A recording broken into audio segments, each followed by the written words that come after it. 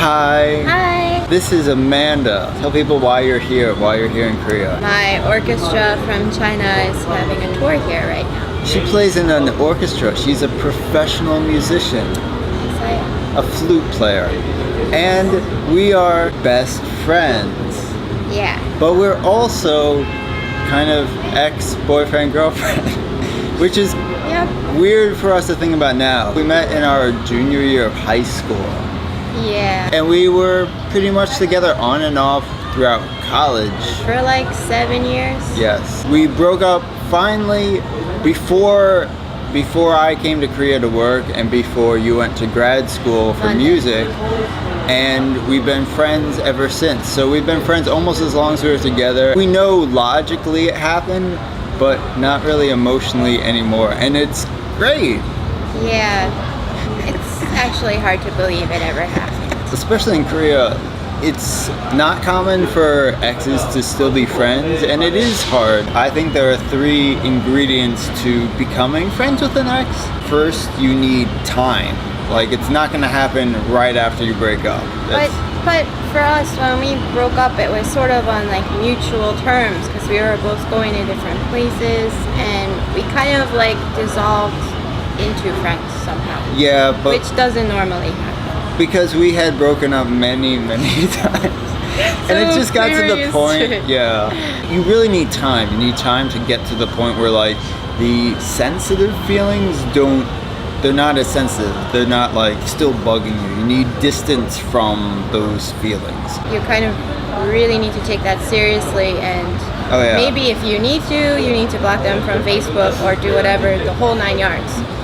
Yeah, like it's It easy. really helps, you know. It's easy to still to check someone's stuff all the time, and once you see them or think about them, it just gets you again. Second, you need to be thinking about those feelings and thinking about the other person too, and like coming to terms with the stuff that happened. I mean, if it didn't work out, you know logically there was a good reason it didn't work out, and you need to come to terms with that kind of stuff. The third thing is eventually you need to talk. But you need, it has to be a mutual effort on both sides. Like, you can't be like, I want to be friends, and you're like, And actually on the inside you still want to be together, or yeah. you know. Think about like an enemy you had back in high school, or someone who just like got you angry. Just think about them now.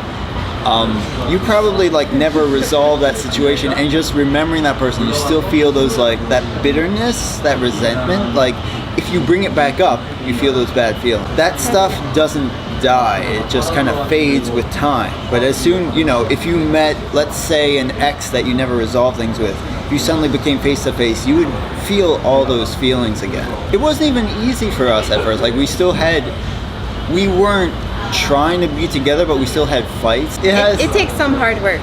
Yeah. I won't lie.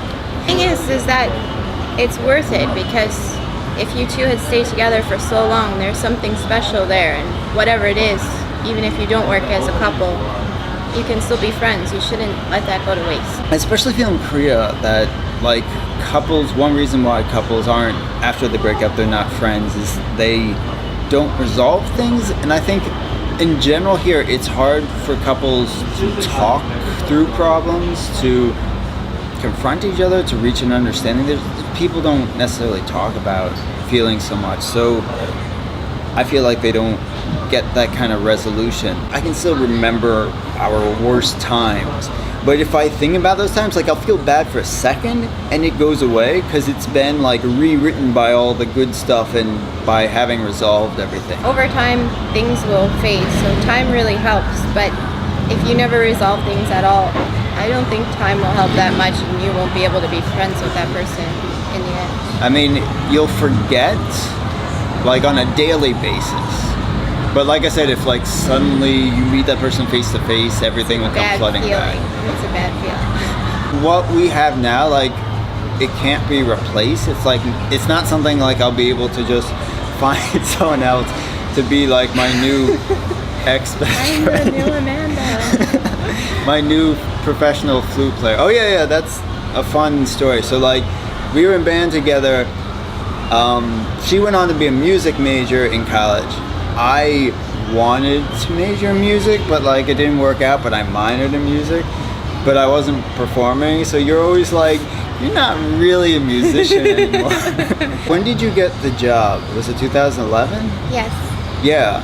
So like my music video started to go big in 2010. So I'm like, hey, I'm a more famous musician than you are.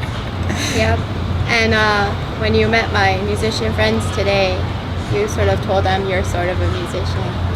Well, I remember that sneaking in there. give me a real high five. That. We can do better.